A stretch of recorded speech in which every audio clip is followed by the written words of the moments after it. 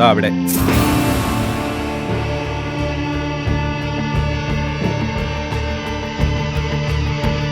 വരൂ, ഇരിക്കൂ. സാറേ, ആരോ ഞങ്ങളെ ചതിച്ചു. ഇവരുടെ പേരിലുള്ള അക്കൗണ്ടിലെ കാശ് മുഴുവൻ ആരോ കൊണ്ടുപോയി. ചതിയായി പോയി സാറേ. എന്താണ് സംഭവിച്ചത്? പറയൂ. 2 ദിവസം മുമ്പ് ബാങ്കിൽ നിന്ന് വിളിച്ചിരുന്നു. ATM കാർഡിന്റെ കാലാവധി കഴിഞ്ഞുന്ന്.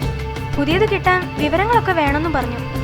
ഇവൾ അപ്പൊ തന്നെ എല്ലാ വിവരങ്ങളും പറഞ്ഞു കൊടുത്തു. കാർഡ് നമ്പറും പിൻ നമ്പറും CVV നമ്പറും മറ്റെല്ലാ വിവരങ്ങളും. ഇന്ന് രാവിലെ മൊബൈലിൽ ഒരു മെസ്സേജ് വന്നപ്പോഴാണ് അറിയുന്നത്.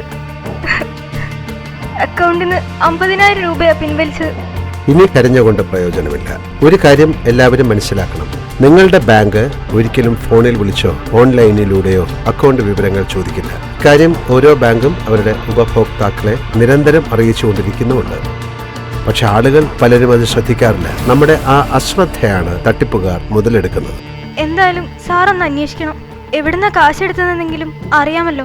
തട്ടിപ്പ് സംഘങ്ങൾക്ക് കോഴിക്കോടുള്ള നിങ്ങളുടെ അക്കൗണ്ടിലെ പണം അമേരിക്കയിലോ ജർമ്മനിയിലോ എന്ന് വേണ്ട ലോകത്തിലെ ഏത് കോണിലിരുന്നാലും പിൻവലിക്കാം. അപ്പോ പോയത് പോയി അല്ലേ സാറേ? പ്രതീക്ഷ കൈവിടണ്ട. നമുക്ക് അന്വേഷിക്കാം. ഇനിയും ഇത്തരം തട്ടിപ്പുകളിൽ നമ്മൾ വീണു പോവാതെ ശ്രദ്ധിക്കണം. നിങ്ങളുടെ ATM കാർഡോ അതിന് പിൻവശത്തെ CVV നമ്പറോ പിൻ നമ്പറോ ഒരിക്കലും മറ്റൊരാൾക്ക് കൈമാറരുത്.